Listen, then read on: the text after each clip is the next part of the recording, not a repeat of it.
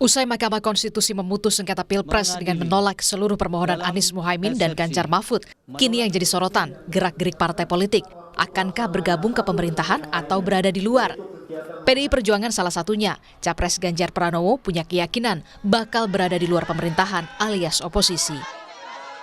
Kalau saya melihat cara berpolitik, gaya berpolitik Bu Mega, saya kira ya.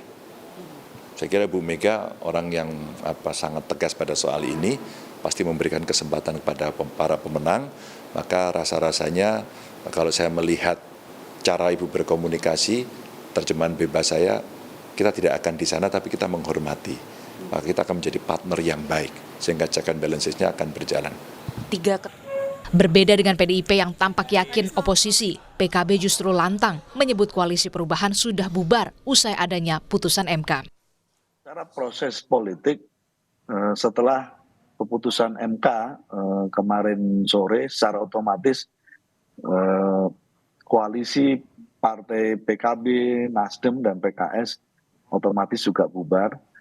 Tentu sebagai sebuah prosesi tadi malam kebetulan Mas Anies setelah dari Nasdem datang ke kami, ya kira-kira kita tunjuk Mas Anies sebagai panitia pembubarannya lah kira-kira begitu. Untuk secara resmi membubarkan koalisi perubahan yaitu PKB, Nasdem dan PKS. Mendengar koalisi perubahan bubar sesuai janjinya, Gerindra tampaknya ingin merangkul sahabat lamanya PKB bergabung ke koalisi Prabowo Gibran.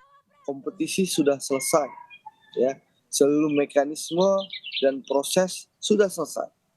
Saatnya kita bergandengan tangan, ya, mudah-mudahan insya Allah saya yakin jodoh pasti bertemu. Jodoh pasti. Sama Bang Saiful Huda ini, kita ini sebenarnya berjodoh, tapi tertunda. Mudah-mudahan insya Allah kita bisa berjodoh kembali. Oke, nampaknya sinyal sekali kepada Gus Huda. Kita ini punya hubungan yang sangat baik. Meskipun kita berkompetisi sangat keras, hubungan Pak Prabowo dan Bu Mega sangat baik, kerjasama politik antara Partai Gerindra dan PDI Perjuangan, meskipun dalam pemilu bersaing keras, tapi sampai saat ini masih berjalan dengan baik di parlemen. Jadi insya Allah. Analis politik sekaligus Direktur Lingkar Madani, Ray Rangkuti berpandangan lebih menguntungkan merangkul PDI Perjuangan dibanding PKB yang bisa saja meminta jatah kursi 2 menteri. Siapa yang paling menguntungkan diajak masuk ke dalam? Lagi-lagi kalau kita buat pembedaan, ada PDI, ada 3 koalisi partai politik yang lain. Bagi saya sih kalau Pak Prabowo bisa mengajak PDI selesai. Dan itu lebih murah dalam pengertian paling hebat PDI minta 3 jatah kursi kan di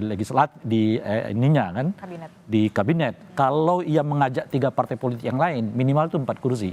Karena PKB dugaan saya nggak mau dong cuma 1, maunya 2 atau 3 kan kira-kira gitu. Nah setidaknya dari 3 partai ini harus disediakan minimal 4 kursi kalau tidak 5 kursi gitu ya. Artinya lebih. Usai putusan MK yang final dan mengikat, Presiden Jokowi bilang dukung penuh transisi pemerintahan baru. Dan pemerintah mendukung proses transisi dari pemerintahan sekarang ke nanti pemerintahan baru. Akan kita siapkan karena sudah sekarang MK sudah, tinggal nanti penetapan oleh KPU. Sesuai aturan, KPU bakal mengumumkan Prabowo Gibran menjadi presiden dan wakil presiden terpilih 2024 hingga 2029. Mengemban tugas amanah rakyat hingga 5 tahun mendatang. Tim Liputan, Kompas TV. Penghitungan cepat yang sudah ada.